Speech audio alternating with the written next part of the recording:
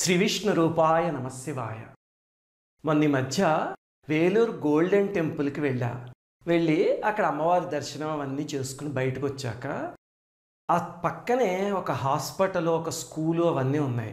అసలు అక్కడ ఏం జరుగుతుందో చూద్దాం అని చెప్పి ఆ హాస్పిటల్కి వెళ్ళా. మొట్టమొదట వెళ్ళేసరికి అక్కడ ఒక నిలువెత్తు ధన్వంతరి విగ్రహం ఉంది. హాస్పిటల్లోకి మనం వెళ్తూ ఉంటేనే దాదాపు ఒక 25 అడుగుల ఎత్తున్న అద్భుతమైన విగ్రహం. అక్కడ ఒక యాగశాలలో ధన్వంతరి హోమం చేస్తున్నారు. ఉంటే హాస్పిటల్లో సామాన్యంగా హోమం చేయడం విచిత్రం కదా, అక్కడ చూస్తే ప్రతిరోజు చేస్తాము అని రాసిపెట్టుంది. అంతా అయ్యాక ఋత్వికుల్ని అడిగా, ఏమిటి అసలు ఎందుకు చేస్తున్నారు అని. అంటే సామాన్యంగా ఈ చుట్టుపక్కల హాస్పిటల్లో స్వస్థత కోసం అని చెప్పి కొవ్వొత్తులు వెలిగించే సాంప్రదాయం ఉందండి, కానీ శక్తమ్మ చెప్పారు ధన్వంతరి హోమం చేయండి, రోగార్తులు ఎవరైనా వచ్చి అందులో ఉచితంగా కూర్చోవచ్చు, ధన్వంతరి దయ వల్ల వాళ్ళకి స్వస్థత చేకూరుతుందని అప్పటి నుంచి చేయడం మొదలుపెట్టాము. దాని తర్వాత చాలామందికి ఆ హోమం యొక్క శక్తి వల్ల ఖచ్చితంగా స్వస్థత చేకూరింది అని చెప్పారు. చెప్తే నాకు సంతోషం వేసింది. చాలా విచిత్రమైన ప్రక్రియ కదా. ఆ తర్వాత అక్కడే ఒక స్కూల్ ఉంది, నారాయణి స్కూల్ అని. అక్కడ సిబిఎస్ఈ స్టేట్ సిలబస్ అవన్నీ చెప్తున్న స్కూల్ అనమాట. అక్కడ విచిత్రం ఏమిటంటే సంస్కృతం అలాగనే personality development through Puranas, moral stories అంటాం కదా, అవి రెండు మ్యాండేటరీ సబ్జెక్ట్స్. దాంతో నాకు ఆశ్చర్యం వేసింది. సంస్కృతం మ్యాండేటరీ చేసిన స్కూల్స్ చాలా తక్కువ ఉంటాయి కదా. అక్కడ ఒక 10వ తరగతి కుర్రాడు కనిపించాడు. ఆయన ఈ సంస్కృతం ఒక ఎడిషనల్ సబ్జెక్ట్ కింద ఇలా చదివితే మరి బర్డెన్ కదా, దానివల్ల మీకు ర్యాంకులు పడిపోవా అని అడిగా. ఊరికి ఏం చెప్తాడు చూద్దాం అసలు అని. ఆ కుర్రాడు ఒక్క నిమిషం ఆలోచించి, శక్తి అమ్మ ఒక ఉపన్యాసంలో చెప్పారండి, ర్యాంకులు పడిపోయినా పర్లేదు, వ్యక్తిత్వం మాత్రం పడిపోకూడదు, మీరు చదువుతుంది సంస్కృతం కాదు మన సంస్కృతి అని. దాంతో నాకు చాలా సంతోషం వేసింది అసలు ఆ సమాధానం చూసి. తర్వాత సాయంత్రం చూస్తే అక్కడ ఫ్లాగ్ హాయిస్టింగ్ జరుగుతుంది. ప్రతిరోజు 365 రోజులు కుంభవృష్టి కురిసేసినా సరే ఫ్లాగ్ హాయిస్టింగ్ చేసి జాతీయ గీతం పాడతారట ఆలయంలో. అలాగా ఫ్లాగ్ హాయిస్టింగ్ చేసే ఆలయాలు నాకు తెలిసి సామాన్యంగా ఎక్కడా ఉండవు. ఇవన్నీ చూశాక ఇదంతా సృష్టి అయితే కనుక ఈ వెనకాల సృష్టికర్త ఎవరిని అడిగినా శక్తి అమ్మ అని చెప్తున్నారు. అంతా అసలు ఎవరు చూద్దాము అని అనిపించి ఎవరినో అడిగితే అక్కడ రాత్రి శాంతి మండపంలో ప్రతిరోజు 7 గంటలకి లక్ష్మీదేవిని పూజ చేస్తారండి. శక్తి అమ్మ వచ్చి ఒక 3 గంటల పాటు జరుగుతుంది పూజ, హారతి అవన్నీను. అవి ఎవరైనా పాల్గొనొచ్చు, కావాలంటే మీరు వెళ్ళి పాల్గొనండి, తర్వాత అమ్మ తీర్థం ఇస్తారు తీసుకోండి అని చెప్పారు. అప్పుడు అక్కడికి వెళ్ళి అసలు అక్కడ ఏం జరుగుతోంది గమనిద్దాము అని గమనిస్తే చాలా అద్భుతమైన పూజ జరిగింది. మనకి ఈ కాంచీపురంలోనూ అక్కడ ఎలా జరుగుతుందో అమ్మవారికి అర్చన అలా జరిగింది. అయిపోయాక అమ్మ ఒక్కొక్కళ్ళని పిలిచి తీర్థం ఇస్తుంది. అక్కడ వచ్చిన వాళ్ళల్లో ఫారినర్స్ ఉన్నారు, కోటీశ్వర్లు ఉన్నారు, ఇంకా రకరకాల వాళ్ళు ఉన్నారు, కార్మికులు ఉన్నారు, అందరూ ఉన్నారు.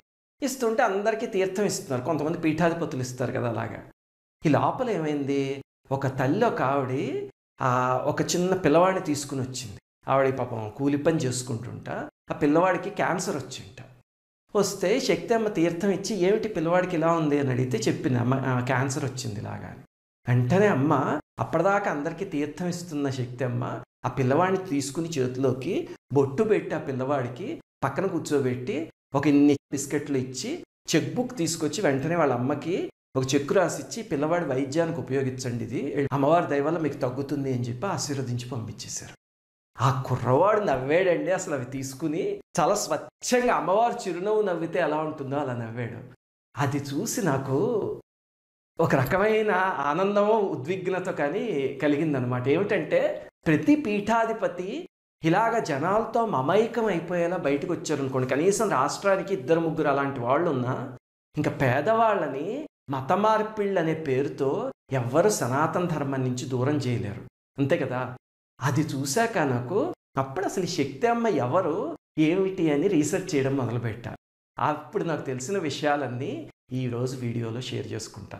ఈ శక్తి అమ్మ అంటే మామూలుగా అయితే పుంరూపంలో ఉన్న మహనీయులు, కానీ జనం అందరూ అమ్మ ప్రేమ చూపిస్తున్నారు, అమ్మవారి ప్రేమ చూపిస్తున్నారు అని చెప్పి శక్తి అమ్మ అని పిలవడం మొదలు పెడతారు. అందుకని వీడియోలో కూడా నేను అమ్మ అని చెప్తే మీరు కన్ఫ్యూజ్ అవ్వకండి. అమ్మ అంటే పుంరూపంలో ఉన్న మహనీయులే, కానీ పిలవడం మాత్రం అందరూ అమ్మ అని పిలుస్తారు.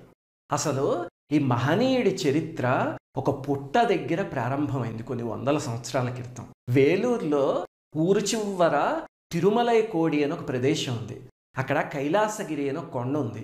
ఆ కొండ ఏమిటి అంటే మన అరుణాచలం కొండ ఉంది చూసారా, అక్కడి నుంచి అలా వ్యాపిస్తూ ఇక్కడ దాకా వచ్చిన కొండ అనమాట. అరుణగిరే అలాగ స్ప్రెడ్ అయ్యి దాదాపు 70-80 కిలోమీటర్ల దూరం వరకు ఉండి ఇక్కడికి వచ్చిన కొండని కైలాసగిరి అని పిలుస్తారు. ఆ కొండకి దగ్గరలో ఒక పుట్ట ఉంది. ఆ పుట్ట కింద సిద్ధులు కొంతమంది తపస్సు చేసేవారు. చాలా శక్తివంతమైన పుట్టది.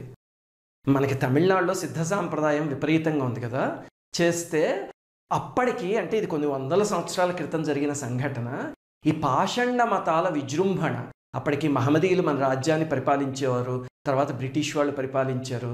దాంతో ఒక మహనీయుడు అమ్మవారిని ప్రసన్నం చేసుకున్నప్పుడు, అమ్మ ఇంత పవిత్రమైన ప్రదేశం ఇది, భవిష్యత్తులో ఈ పాషండ మతాలు ఇలా విజృంభించి అందరినీ అటువైపుకి లాగేస్తే మరి పరిస్థితి ఏమిటమ్మా అని అడిగితే అమ్మవారు ఆ భయం ఏమీ లేదు, ఆ అవసరం వచ్చినప్పుడు మళ్ళీ సనాతన ధర్మాన్ని కాపాడడానికి ఎవరో ఒక మహనీయ విభూతి వచ్చి తీరుతుంది అని ఆశీర్వదించారు.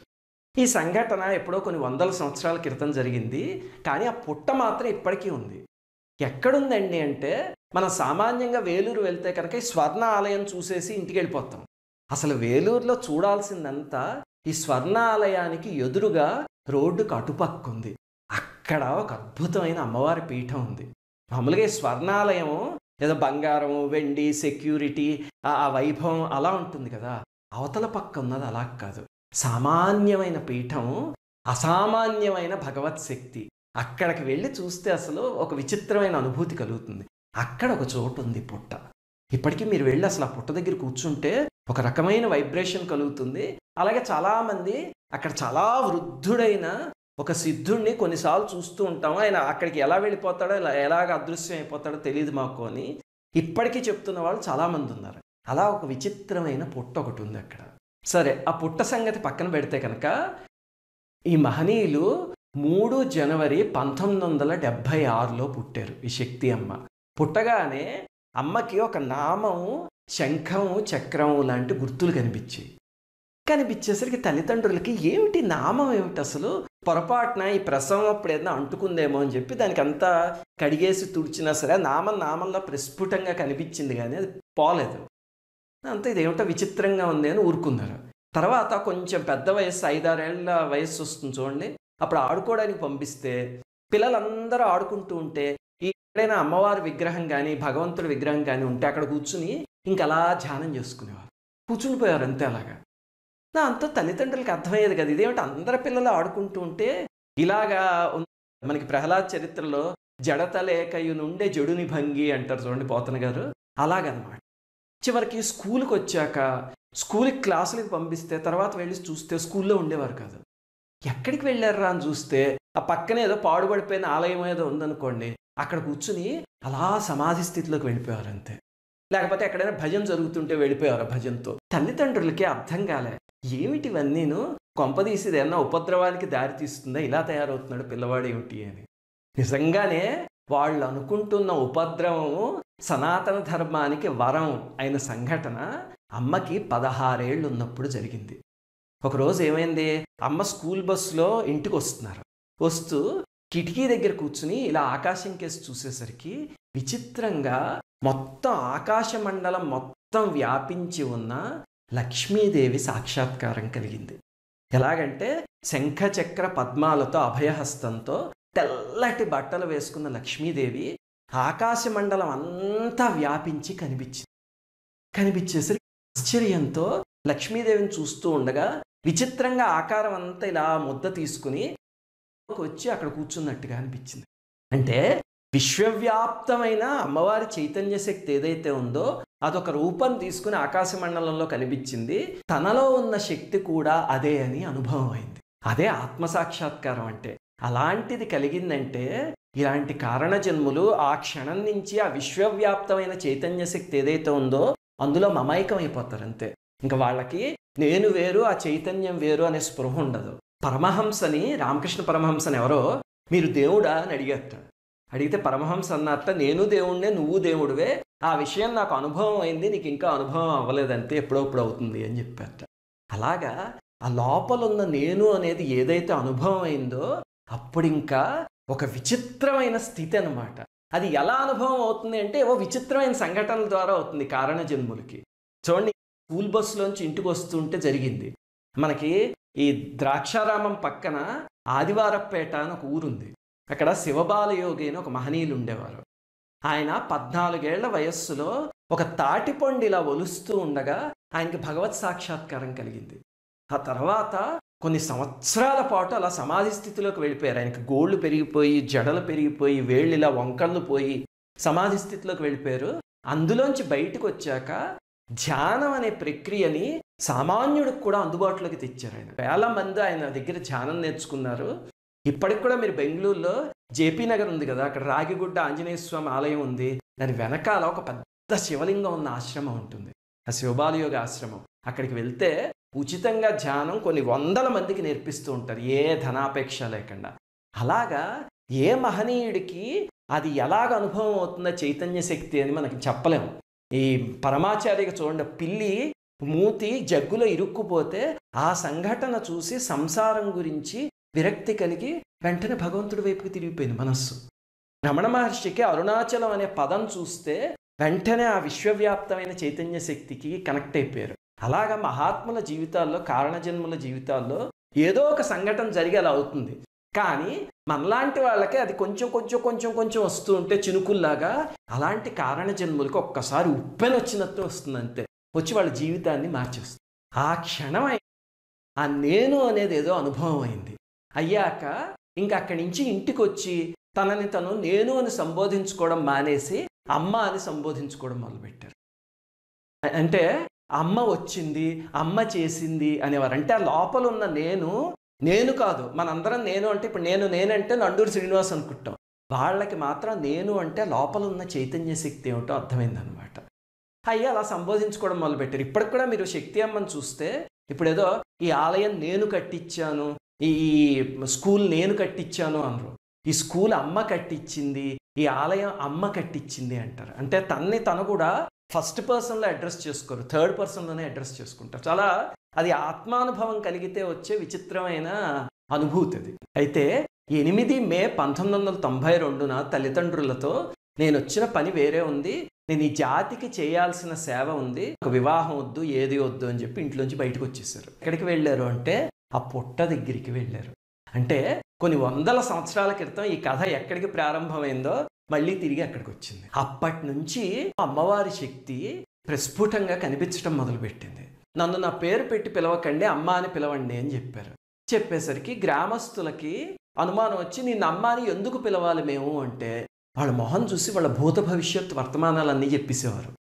దాంతో కొంతమందికి చాలా నమ్మకం కుదిరి నమస్కారం చేసుకుని కూర్చునేవారు. కొంతమందికి మాత్రం సందేహం ఉండేది, ఏమిటిది అని. ఈ విమర్శించేవాళ్ళు నమ్మేవాళ్ళ మధ్యలో అన్నిటికన్నా నలిగిపోయింది ఆ తల్లిదండ్రులు. ఒక్కసారి వాళ్ళ పరిస్థితి ఆలోచించండి, ఎంత చిత్రమైన పరిస్థితి. 16 ఏళ్ల పాటు పెంచిన కొడుకు సడన్గా నాకు ఈ ఇంటితో ఇంకేమీ నిమిత్తం లేదు, నేను ప్రపంచానికి ఏదో పని చేయాలి, నేను బయటకు వెళ్ళిపోతున్నాను అని చెప్పేసి ఎక్కడికో వెళ్ళి కూర్చుని అక్కడ ధ్యానం చేసుకుంటూ ఉంటే తల్లిదండ్రుల మనస్సు తరుక్కుపోదండి, బాధ వచ్చేస్తుంది కదా. అలాంటి బాధ తట్టుకోవడం ఎంత కష్టం. ఒక రకంగా చెప్పాలంటే ఆ తల్లిదండ్రుల్ని చిన్నప్పటి నుంచి భగవంతుడు దానికి అనుగుణంగా ప్రిపేర్ చేసాడేమో. లేకపోతే పుట్టినగానే ఆ నామాలు ఏమిటి, చిన్నప్పుడు వెళ్ళి ఆ ధ్యానం చేసుకోవడం ఏమిటి, స్కూల్ మానేసేసి గుళ్ళల్లో కూర్చోవడం ఏమిటి అంటే భవిష్యత్తులో ఏదో ఇలాంటి సంఘటన జరగబోతోంది అని వాళ్ళని ప్రిపేర్ చేసాడేమో భగవంతుడు. దాంతో తల్లి వచ్చి, నాయన నువ్వు ఇలా ఇల్లు వదిలేసి వెళ్ళిపోతే ఎలాగా, పెద్ద అయ్యాక చక్కగా వివాహం చేసుకోవాలి, నీ పిల్లల్ని చూడాలి మేము, నువ్వు ఏ ప్రభుత్వ ఉద్యోగమో చేయాలి, అలాగే నువ్వు ఇంటితో ఉండాలి, కానీ ఇక్కడికి వచ్చి కూర్చుంటే ఎలాగ నాయన అని అడిగితే చిరునవ్వు నవ్వి, అమ్మ ఇక్కడ చదువుకుందామన్నా చదువు అందని వాళ్ళు, ఆరోగ్యం బాగోలేకపోతే వైద్యం అందని వాళ్ళు, తిండి లేని వాళ్ళు, రోగాలతో బాధపడేవాళ్ళు, ఇలాంటి పిల్లలు బోల్డ్ ఎంతమంది ఉన్నారు అమ్మకి. అందుకని వాళ్లే అమ్మకి పిల్లలు, వాళ్ళల్లో చూసుకో పిల్లల్ని. అలాగనే ప్రభుత్వోద్యోగాలు ఏమిటి, అమ్మ దగ్గరికి కొన్ని సంవత్సరాలు ఆగితే ప్రభుత్వాలే దిగొస్తాయి. అప్పుడు తల్లి ఎక్కడి నుంచి వస్తాయి ప్రభుత్వాలు, పుట్ట దగ్గరికి వస్తాయా అని అడిగితే, ఇది ఉత్తి పుట్ట కాదు, దీన్ని మూలస్థానం అంటారు. భవిష్యత్తులో ప్రేమ సేవ అనే ఒక వృక్షం ఇక్కడ ఆవిర్భవింపబోతోంది. ఆ వృక్షానికి విత్తనం లాంటిది పుట్ట, ఇక్కడికే వస్తాయి భవిష్యత్తులో అన్నీ. ఇక్కడ ఒక నారాయణి పీఠం అని ఒక పీఠం వస్తుంది, అక్కడి నుంచి అది విశ్వవ్యాప్తం అవుతుంది అని చెప్పి పంపించారు వాళ్ళ అమ్మగారిని.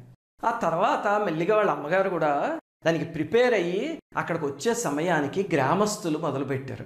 ఏమిటి నీ కొడుకు చేత ఈ భక్తి అని చెప్పి ఒక వ్యాపారం పెట్టిస్తున్నావా ఇక్కడ, అవమానించడం మొదలుపెట్టారు. అలాగే అమ్మ దగ్గరికి వచ్చి నువ్వేదో అమ్మవారి స్వరూపం అన్నావు కదా, ఏదైనా మహిమ చేసి నిరూపించు మాకు. మన జనాలకి ఈ మహిమ అనే పదం ఎంత పిచ్చో అసలు ఆలోచించండి. 16 ఏళ్ళున్న కుర్రవాడు మన ఇళ్లలో అయితే ఏ క్రికెట్టో గూడి బిళ్ళనో ఆడుకుంటాడు, లేకపోతే ఏ సుఖాల్లోనో తేలుతూ ఉంటాడు. అలాంటిది 16 ఏళ్ళకి ఇంట్లోంచి బయటకు వచ్చేసి ఒక పుట్ట దగ్గర కూర్చుని ధ్యానం చేసుకుంటూ నాకు ఇంక ఇంటితో సంబంధం లేదు, నేను ప్రపంచానికి ఏదో సేవ చేయాలి అని చెప్పి 10 మంది చేత చేయిస్తూ ఉంటే అదే ఒక విచిత్రమైన విషయం కదా. అలాంటివి మన జనాలకి అంటే ఏది జరుగుతోందో దాంట్లో విచిత్రం ఏముందో చూడడం మన జనాలకి ఇష్టం ఉండదు. ఏదైతే జరగదో అది చూడాలనిపిస్తుంది.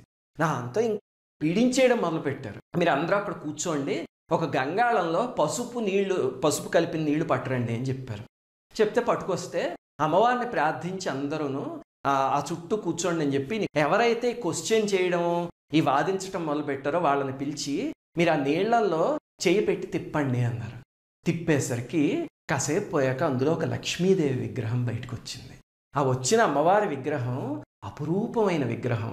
ఆ విగ్రహాన్నే మంగళనారాయణి అని పిలుస్తారు.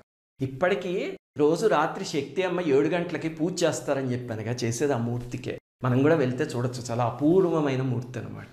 ఈ సంఘటన జరిగాక మెల్లిగా అక్కడ ఒక అమ్మవారి పీఠం రూపుదిద్దుకుంది. ఆ పీఠంలో నారాయణి అని అమ్మవారు ఉంటారు.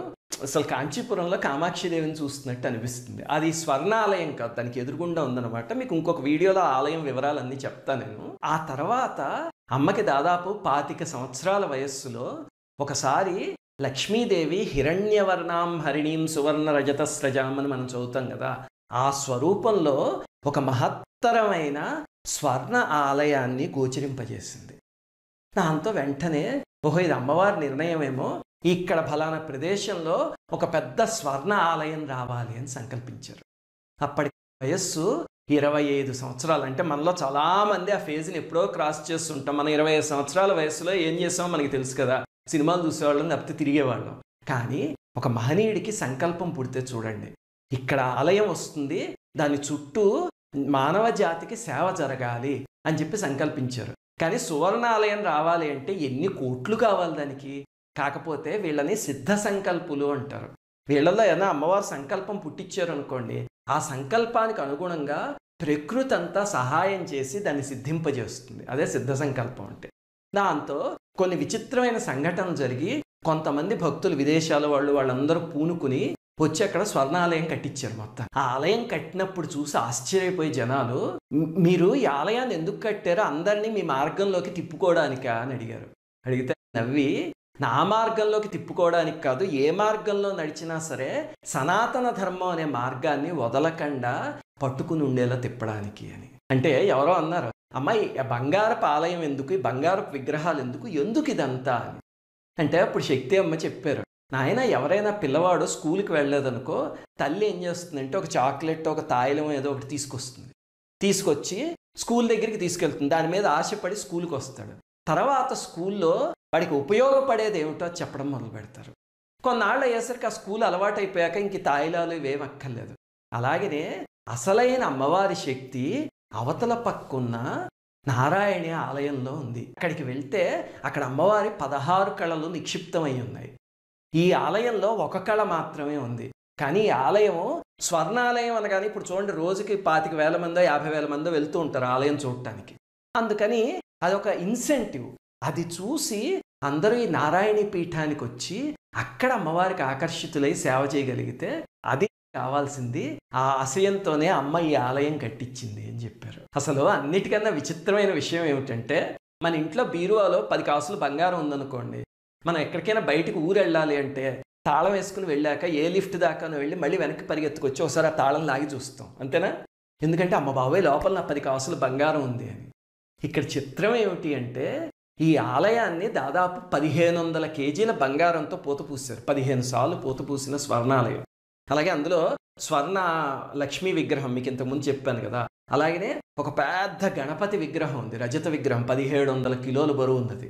ఇన్నున్నా సరే విచిత్రం ఏమిటంటే శక్తి అమ్మ సంవత్సరానికి 3-4 సార్లు తప్ప ఈ ఆలయంలోకి రారు అసలు. ఎంతసేపు రోడ్డుకి అవతల పక్కున్న నారాయణి పీఠం దగ్గరే ఉండి ఆ అమ్మవారిని అర్చిస్తూ ఉంటారు. ఎందుకంటే అది సిద్ధభూమి, అందుకని దాదాపుగా రోజంతా అక్కడే ఉండిపోతారు తప్ప ఎప్పుడో తప్ప అసలు ఈ ఆలయంలోకి రారు. అది చాలా విచిత్రం అనిపిస్తుంది. అందుకని మనం ఇంకొక వీడియోలో ఆ ఎదురుగుండా ఉన్న నారాయణి పీఠం ఏమిటి అవన్నీ చెప్పుకుందాం. కానీ వీడియో ముగించే ముందు మీకు ఒక్క విషయం చెప్తా. మొన్న నేను వేలూరు వెళ్ళొచ్చాను అనగానే ఒక పెద్ద ఆయన వచ్చారు ఇంటికి. వచ్చి వేలూరు వెళ్ళారా, శక్తి అమ్మని చూసారా అని అడిగారు. అంటే అవునండి, దర్శనం చేసుకున్నాం అన్న. మీకు ఏమన్నా మహిమ చేశారా అమ్మ అని అడిగారు. అంటే నేను వెంటనే మహిమ అంటే మీ డెఫినేషన్ ఏమిటి అని అడిగాను. అడిగితే ఆలోచించి ఏముంది, అసాధ్యమైనది చేయడము మహిమ అంటేను, అదే నా definition, making impossible as possible అన్న. అంటే ఒక్కసారి నాకు నవ్వు వచ్చింది. నాస్తిక ప్రభుత్వాలు ఏళ్ల తరబడి పాలించిన తమిళనాడులో 10వ తరగతి వరకు చదువుకున్న ఒక సామాన్య యువకుడు ఒక స్వర్ణ అమ్మవారి ఆలయం కట్టించటం ఏమిటి, ఆ ఆలయానికి మోడీ గారు, రాష్ట్రపతులు, ఇంకా విదేశాల నుంచి అందరూ అక్కడికి రావడం ఏమిటి, అది ఇంపాసిబుల్ని పాసిబుల్ చేయడం కాదు. అలాగే 29 ఏళ్ల వయస్సులో 150 పడకల ఆసుపత్రి కట్టారు. అదే ఆ నారాయణి హాస్పిటల్ ఇందాక నేను చెప్పింది.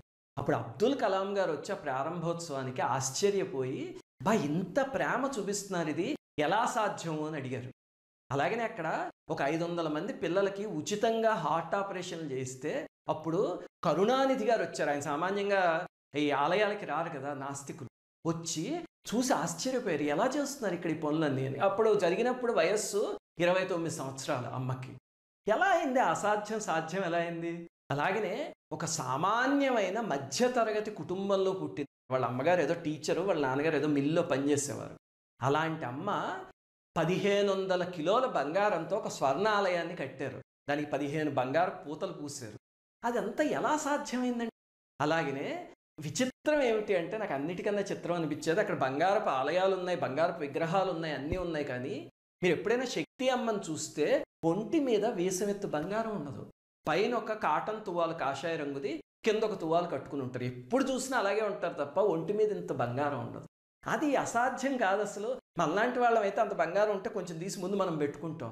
ఎలా చేశారు అది? అలాగే ఈ ఆలయాన్ని చూస్తే మీరు ఒక ఆర్కిటెక్చరల్ మార్వెల్, అసలు చాలా అద్భుతమైన ఆర్కిటెక్చర్ ఉంటుంది. కానీ అది డిజైన్ చేసింది 10వ తరగతి వరకు చదువుకున్న శక్తి అమ్మ. ఏ ఆర్కిటెక్ట్స్ డిజైన్ చేయలేదు. ఎలా సాధ్యమైంది? అవన్నీ ఆలోచిస్తే మీరు మహిమ అంటే ఒక ఇంపాసిబుల్ని పాసిబుల్ చేయడం అయితే కనుక, అక్కడ రోజు 7,000 మంది పేదవాళ్ళు భోజనం చేస్తున్న అన్నపూర్ణాలయం చూసినా, లేకపోతే అక్కడ జరుగుతున్న వైద్యం, నడుస్తున్న స్కూలు, అవి ఏదైనా చూస్తే అప్పుడు మనకి మహిమ అంటే ఏమిటి అనేది అర్థమవుతుంది. ఇప్పుడు గొలుసులు సృష్టించడమో, ఉంగరాలు సృష్టించడమో మహిమ అయితే, దాన్ని ఒక మెజీషియన్ చేయొచ్చు, ఒక హేతువాది చేయొచ్చు. వాళ్ళంతమంది హేతువాదులు కూర్చుని చేస్తున్నారు కదా సృష్టించడం అనేది. కానీ అదే మెజీషియన్నో లేకపోతే మనలాంటి వాళ్ళమో ఒక 25 ఏళ్ల వయస్సులో ఇవన్నీ సాధించగలమా? నాకైతే అన్నిటికన్నా పెద్ద మహిమలు అవేమో అనిపిస్తాయి. శ్రీమాత్రే నమః. అందరికీ నమస్కారం. మన భారతీయ సనాతన ధర్మం గురించి, ఈ దేశంలోని మహనీయుల గురించి, ఆలయాల రహస్యాల గురించి ఎంతో పరిశోధన చేసి ఈ ఛానల్ని మీకు అందిస్తున్నాం. సబ్స్క్రైబ్ చేసి పక్కనే ఉన్న బెల్ ఐకాన్ని క్లిక్ చేయండి.